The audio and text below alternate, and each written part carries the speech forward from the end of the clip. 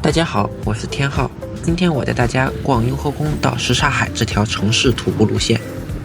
今天这条路线，我们从雍和宫出发，一路向西步行，先经过孔庙和国子监，走进五道营胡同，再穿过鼓楼一带，来到南锣鼓巷，接着沿着地安门方向前行，拐进烟袋斜街，一路走到什刹海的后海，最后在荷花市场收尾。这是一条不用赶时间，很适合慢慢走的北京路线。从寺庙、书院到胡同和湖水，北京的变化就在脚步里。现在我们路过的是雍和宫，不进去，我给大家简单讲几句。雍和宫是北京非常有名的一座寺院，它最早其实是清代的王府，后来改成了藏传佛教寺院，也是现在北京香火最旺的地方之一。你现在看到的这些红墙、黄瓦、屋顶的金饰啊，都是典型的汉藏结合风格，在北京的寺庙里其实不多见啊。站在外面就能明显感觉到一墙之隔，氛围完全不一样。外面是城市的节奏，里面更多是祈福、安静和仪式感。其实很多本地人来雍和宫啊，不一定是旅游，更多呢是来求个这个安心，求个顺利。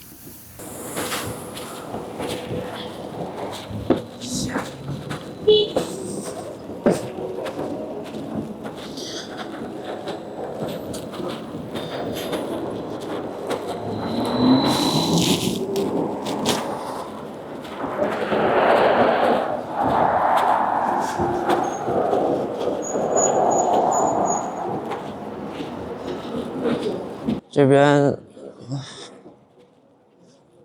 2号线，北京地铁还是非常的方便。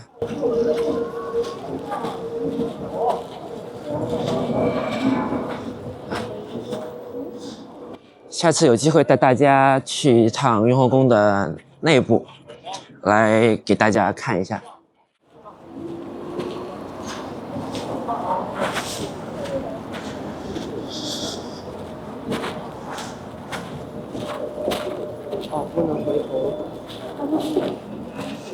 现在我们脚下的这条街叫承贤街，名字本身就很有分量。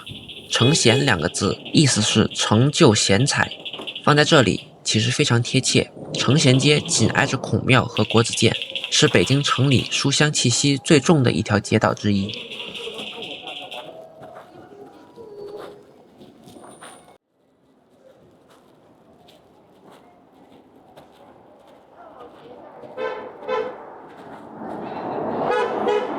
旁边这个红墙特别好看，每天都会有很多的人来这边拍照。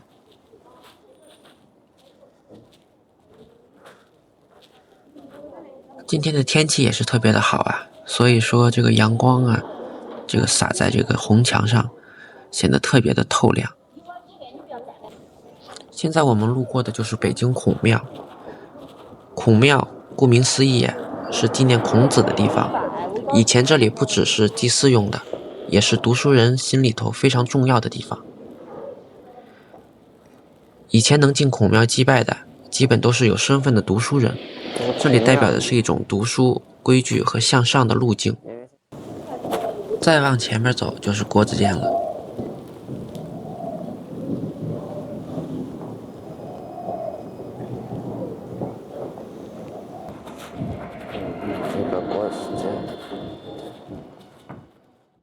各位朋友，现在我们所在的位置就是北京著名的国子监门前。这里是中国古代最高学府，创始于元代，后来在明清两朝不断完善，相当于古代的国家级大学。在几百年前，能走进这条大门的，都是全国最顶尖的读书人。他们在这里学习儒家经典，通过考试走上仕途，也影响着整个国家的治理方式。大家可以注意到这条国子监街，中轴线笔直，环境安静，体现的正是中国传统文化中尊师重道、以学立身的理念。国子监与旁边的孔庙一街之隔，一边是教书育人，一边是尊孔祭圣，共同构成了北京最重要的儒学文化区域之一。即使我们不进去，只站在门外，也能感受这片红墙之内延续了700多年的书香与秩序。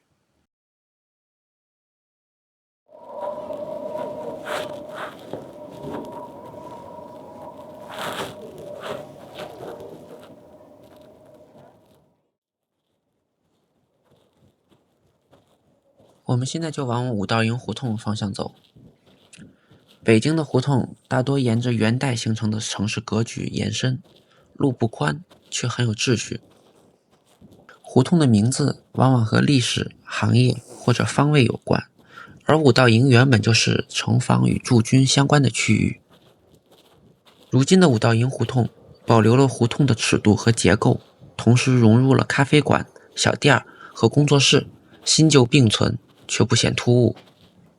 你会发现这里的节奏明显慢下来，居民、游客、店铺自然地共享着同一条胡同，这正是北京胡同最迷人的地方。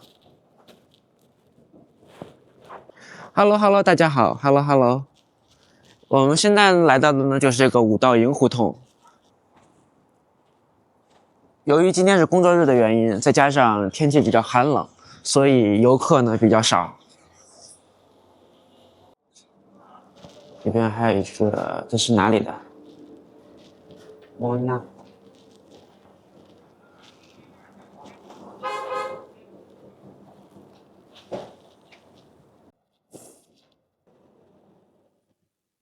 哎嘿，这两个小猫还挺好玩，趴在里面看什么？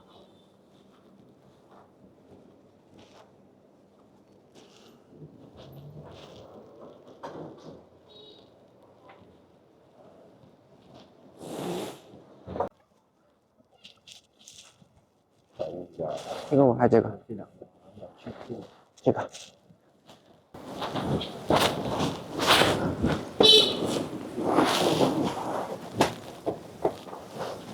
好，看一下，这些都是软木材质的啊。都是软木的是吧？这是树皮做的，看一下。哦，是不是就跟那种就是酒瓶的红酒塞那样差不多的材质？对，那个材质。哦，都是防水的啊。看看这个，哇，这个有个这个北京这种文创的冰箱贴，里面应该卖的都是这种，全是这种设计师的这种文创，哎，做的都很精致，这种啊兔爷。这个店的名字叫蒂利亚国际百货商店。里面还有这种私人的住宅。啊，不相处。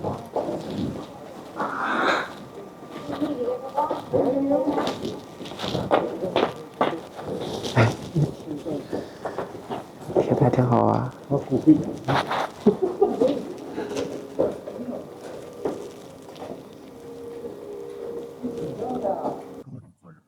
这边有个泡芙店，我们来尝一下这个泡芙店什么样。谢谢。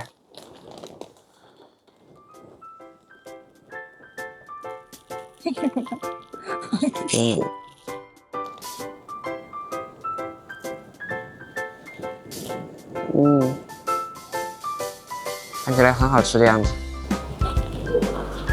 来，我们继续往前走。有很多这种手工作品。来，我们现在带大家走进一个吃饭的地方，吃素的，挺好玩。这边还有一个素食餐厅，肉食勿入。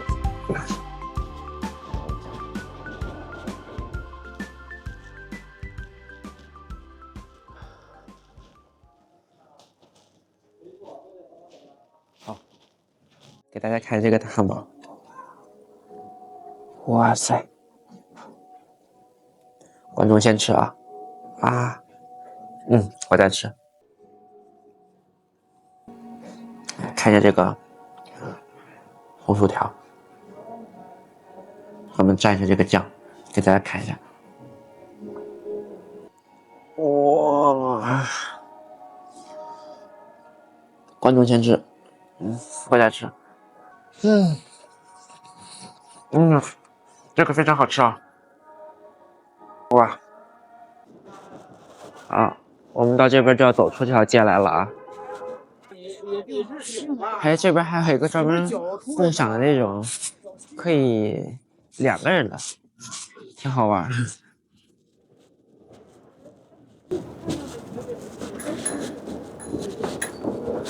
这边有很多这种老北京的特色食品。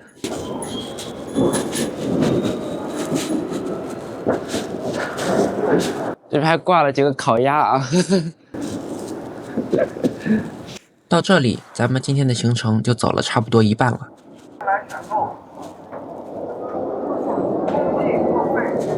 这有个叫宁夏大厦，北京有很多的这种驻京办事处，每个驻京办事处呢都有不同的这个特色美食，非常不错。热卤鸭货，每日现卤热卤鸭货，前来选购，前来选购。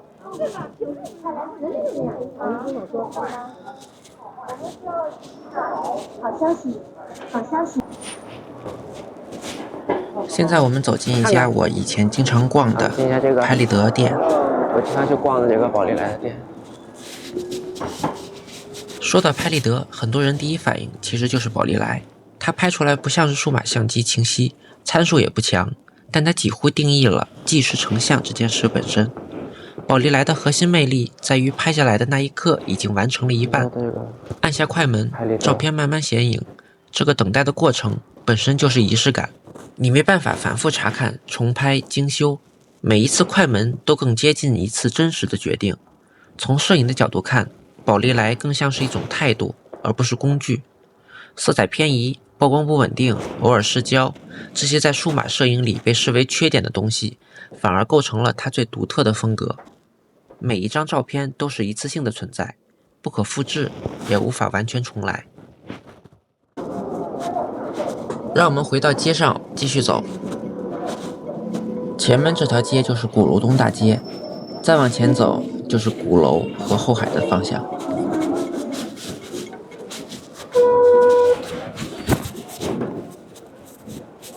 这边就是鼓楼东大街啊。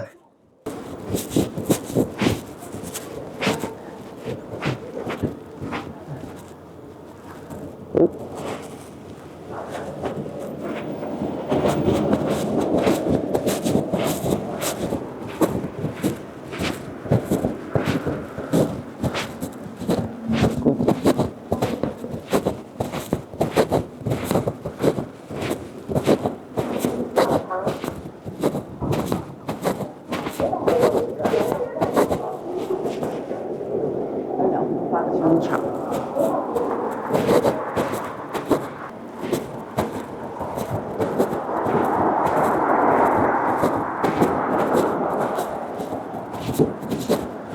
这边还买小金鱼的。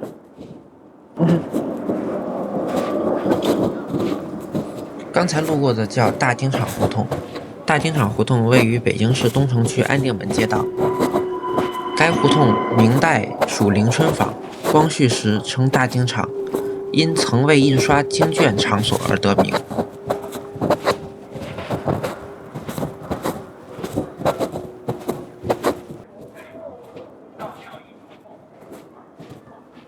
前面就是南锣鼓巷了，还有个神庙，右手边有一个财神庙，这边我以前没有注意到过。这边右边就是北锣鼓巷，这边就是这边就是南锣鼓巷。我们现在就去南锣鼓巷啊。上吊1周后，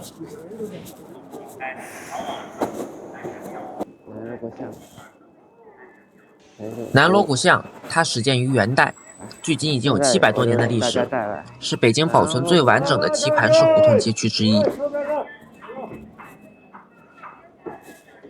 看一下，南锣鼓巷全长不到800米，但它的特别之处在于，主胡同两侧分布着8条东西向的小胡同，像鱼骨一样展开。过去这里是达官显贵和文人雅士聚居的地方，很多名人故居就藏在这些不起眼的院落里。这边大家看，这边小树还穿上了衣服，哈哈，很好玩。如今的南锣鼓巷，一边是老北京的灰砖院墙和四合院格局，一边是文创小店、咖啡馆和特色小吃，新与旧在这里并行不悖。听说呀，在中国，几乎每一个大的城市都会有一条像是南锣鼓巷这样的小吃街。今天由于时间关系，咱们就不把这个南锣鼓巷走完全程了。现在咱们往右走，走小巷，直奔后海。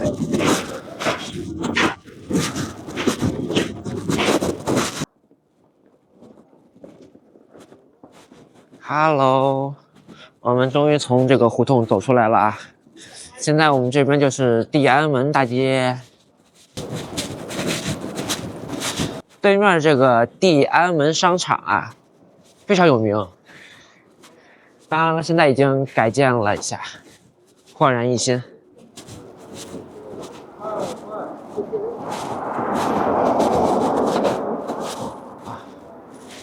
我们从烟袋斜街走，马凯餐厅也是非常有名的。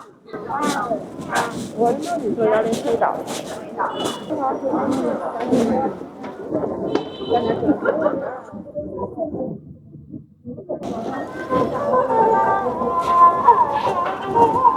我们已经走了行程的一大半了，继续往前走。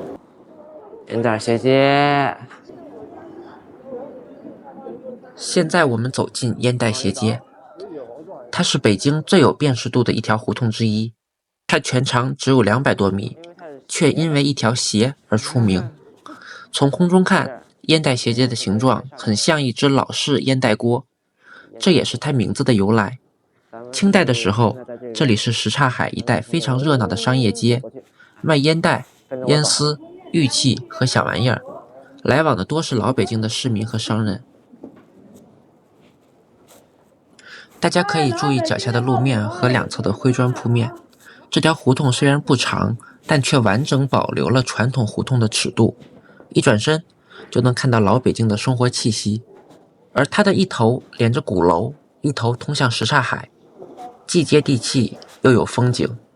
现在的烟袋斜街多了文创小店和特色铺子，但骨子里依然是一条为走和逛而存在的胡同。慢慢走，你会发现这里很适合随便看看，随手拍几张照片，感受一下什刹海周围最轻松的北京节奏。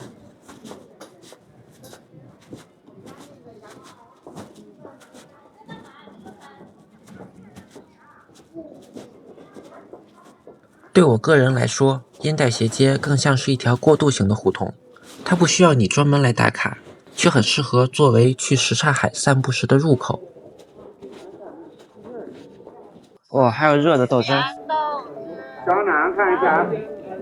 啊，你说我说逛就疯了。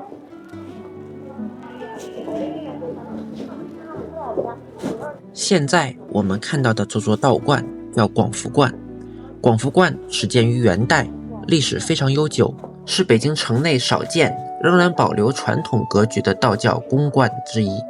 相比大型寺观，这里规模不大，却讲究清、静、简，非常符合道教讲究的自然和内敛。现在我们看到的这片水域统称为什刹海，这里自元代起就是北京城内重要的水系，也曾是漕运码头和皇城周边最热闹的生活区域。这里给人的感觉很生活化，湖岸一圈连着胡同、四合院。白天你看到的是遛弯的居民、晒太阳的老人和来参观的游客，到了晚上灯光亮起，这里又变成北京最有松弛感的夜生活区域。等到时候等天特别冷的时候，这边就有滑冰的了。这里是银锭桥，什刹海最有代表性的一座小桥。站在桥上，一边是后海的水，一边是北京的胡同。很多人说，在这里看到的是最像北京的北京。很多人觉得后海商业，但如果你把目光从酒吧移开，去看水面、看桥、看胡同的走向，你就会发现，这里其实是一种非常典型的北京节奏。历史在水里，生活在岸上，新旧并行，却并不冲突。对我个人来说，后海最适合的不是打卡，而是随便走走，不设目的地，绕湖一圈，你会发现北京最舒服的时候往往就在这种什么都不着急的地方。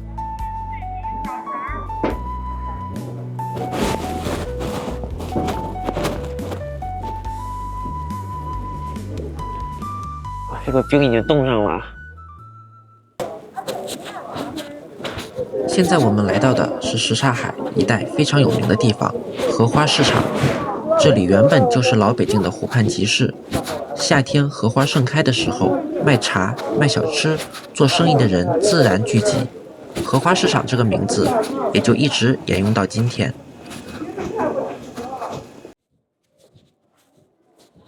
对我来说，荷花市场不是一个打卡的点，而是一段很适合经过的地方，适合作为去什刹海遛弯后的出口。不赶时间的话，靠着湖边慢慢走，你会发现北京最舒服的瞬间往往就藏在这种半生活半风景的地方。这是春市。这一路我们从雍和宫出发，走过孔庙和国子监，再进入五道营胡同。从宗教礼制到胡同生活，北京的气质在脚步里慢慢发生变化。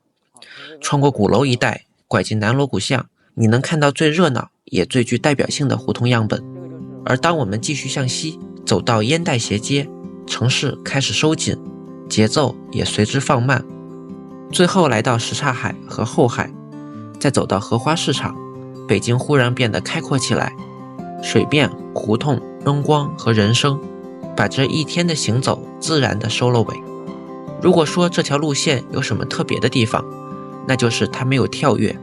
你不是在看景点，而是在一段连续的城市肌理里行走。从秩序到生活，从街巷到湖水，北京真正的样子就藏在这一路的变化之中。